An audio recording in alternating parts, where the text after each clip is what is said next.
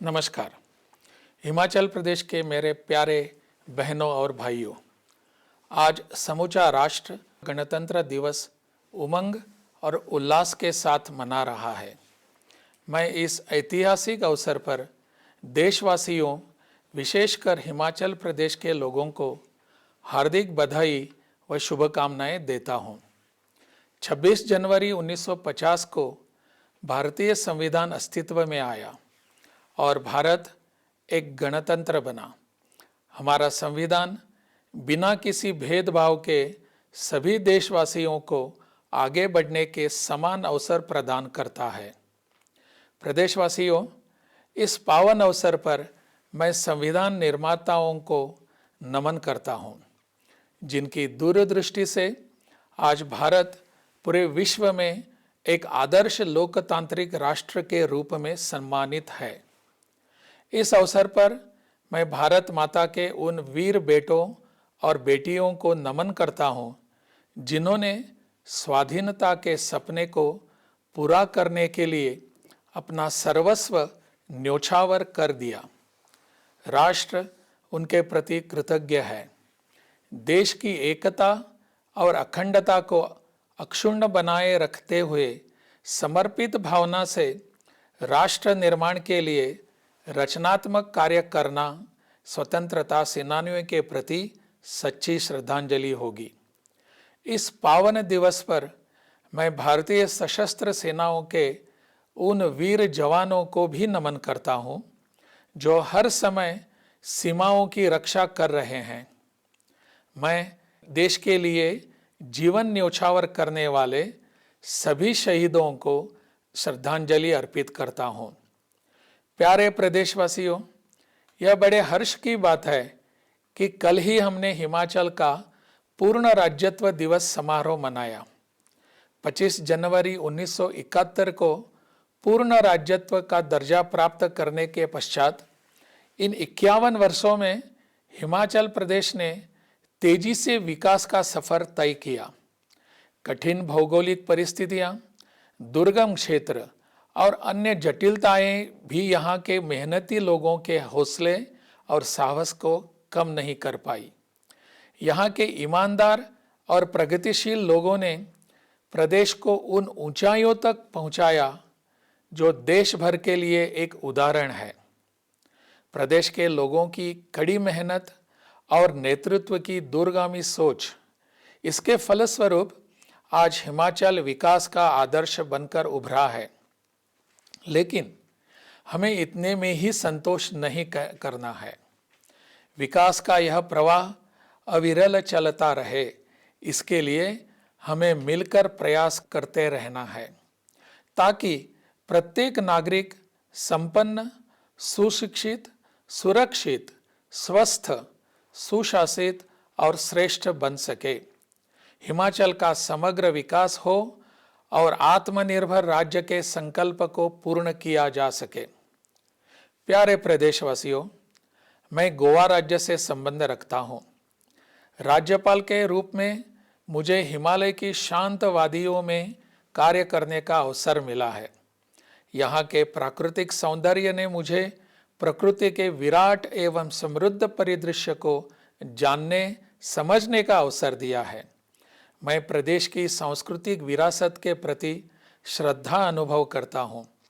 हिमाचल के लोग संतुष्ट हैं, बहुत थोड़े में प्रसन्नता के साथ अपना जीवन जीते हैं। मुझे राज्यपाल के रूप में 6 महीने से अधिक समय हो गया है। इस अल्पावधि में मैंने हिमाचल प्रदेश का व्यापक भ्रमण किया और प्रदेश की प्रबुद्ध जनता से बातचीत की। यहाँ की समृद्ध संस्कृति, परंपराओं को, रीति रिवाजों को और उनकी समस्याओं को नज़दीकी से जानने, समझने की कोशिश की। इस दौरान मैंने प्रदेश की सांस्कृतिक धरोहर के संवर्धन, पर्यटन विकास, नशा मुक्त हिमाचल, सामाजिक समरसता, प्राकृतिक कृषि, जल एवं पर्यावरण संरक्षण, भूस्खलन को रोकने जैसे विषयों पर कार्य आरंभ किया है। यह सभी प्रकल्प समाज और राज्य के विकास से जुड़े हुए हैं। लोगों के पूर्ण सहयोग से ही सामाजिक महत्व के इन कार्यों में सफलता प्राप्त की जा सकती है। हिमाचल प्रदेश में लगातार होने वाली भूस्खलन की घटनाएं चिंताजनक हैं। भूस्खलन से हर साल बहुमूल्य जानें चली जाती हैं।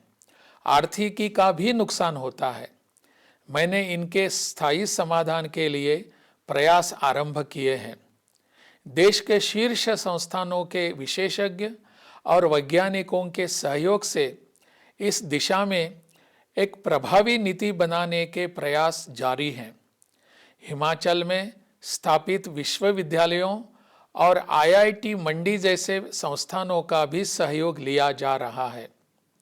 मुझे विश्वास है कि पहाड़ी प्रदेश की इस गंभीर समस्या का स्थायी समाधान निकालने में हम निश्चित तौर पर सफल होंगे।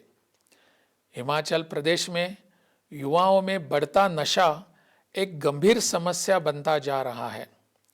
युवाओं को नशे के कुप्रभावों के बारे में जागरूक किया जाना चाहिए।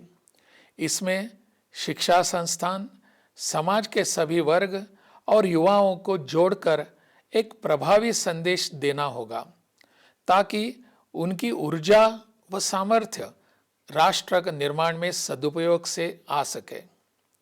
राज्य में मादक पदार्थों के दुरुपयोग को रोकने के लिए मुख्यमंत्री की अध्यक्षता में हिमाचल प्रदेश नशा निवारण बोर्ड का गठन भी किया गया है। यह गौरव की बात है कि हम भारत की आज़ादी का अमृत महोत्सव मना रहे हैं। मैं इस अवसर पर उन सभी पुण्य आत्माओं के चरणों में सादर वंदन करता हूँ, जिन्होंने आज़ाद भारत के पुनर्निर्माण में योगदान दिया और देश को विकास के इस पड़ाव तक लेकर आए। अमृत महोत्सव कई मायनों में महत्वपूर्ण है। इन 75 वर्षों में हमने क्या हासिल किया और कहाँ पहुँचे, इसके आत्मचिंतन का भी यह वक्त है। यह समय इसलिए भी महत्वपूर्ण है कि हम किस रूप में राष्ट्र सेवा में अपना योगदान दे सकते हैं, ताकि जब हम अपनी आज़ादी का 100वां वर्ष मना रहे होंगे तो वह क्षण देश के विकास में हमारे योगदान को भी अंकित कर रहा होगा।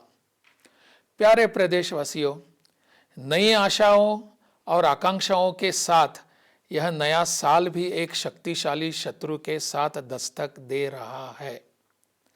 हमने पिछले 2 वर्षों में कोरोना महामारी के इस शत्रु को डटकर सामना किया और हराया भी। कोरोना वायरस अब ओमिक्रॉन के रूप में दस्तक दे रहा है। एक बार फिर हमें इसे अपने सामूहिक संकल्प के बल पर हराना है। हिमाचल के लोग जागरूक हैं और यह कहते हुए मुझे खुशी हो रही है कि हिमाचल प्रदेश ने टीकाकरण की पहली और दूसरी डोज के देशव्यापी अभियान का 100% लक्ष्य हासिल कर इतिहास रचा है। इस महामारी से लड़ने के लिए सरकार समय समय पर जो प्रोटोकॉल जारी कर रही है, उसका हमें पूर्ण रूप से पालन करना है। इस बात से हम पूरी तरह जागरूक रहें कि मुंह पर अच्छी तरह से मास्क लगाना है, सार्वजनिक स्थलों पर शारीरिक दूरी रखनी है, हाथों को धोना है और स्वच्छता का ध्यान रखना है। इन बातों को ध्यान रखकर हम इस महामारी से बच सकते हैं। हम सुरक्षा के उपायों को अपनाएंगे तभी समाज भी सुरक्षित रहेगा। बहनों और भाइयों, हिमाचल प्रदेश की वर्तमान सरकार ने 27 दिसंबर 2021 को 4 वर्ष का कार्यकाल पूरा किया है। मुझे खुशी है कि प्रदेश में सरकार विकास की प्रक्रिया में निरंतरता बनाए रखते हुए समावेशी दृष्टि को केंद्र में रखकर आत्मनिर्भर हिमाचल के लक्ष्य की ओर अग्रसर है। प्रधानमंत्री श्री नरेंद्र मोदी जी के सबका साथ सबका विकास के मूल मंत्र को आत्मसात करते हुए प्रदेश सरकार ने इस अवधि में हिमाचल को विकास के नए शिखरों पर पहुंचाने के लिए उल्लेखनीय प्रयास किए। प्यारे बहनों और भाइयों, भारत सरकार ने 34 साल के अंतराल के बाद देश में नई राष्ट्रीय शिक्षा नीति लागू की है।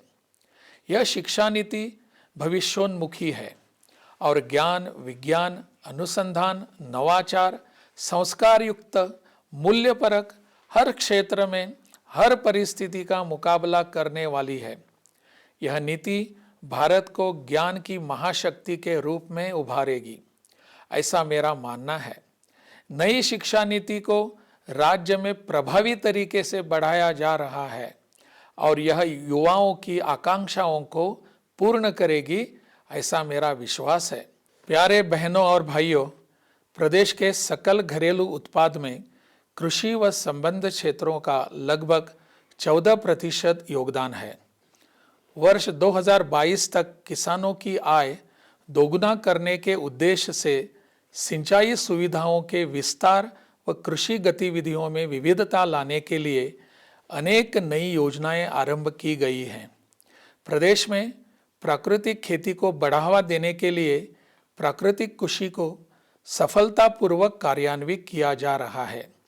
इसके अच्छे परिणाम देखने को मिल रहे हैं।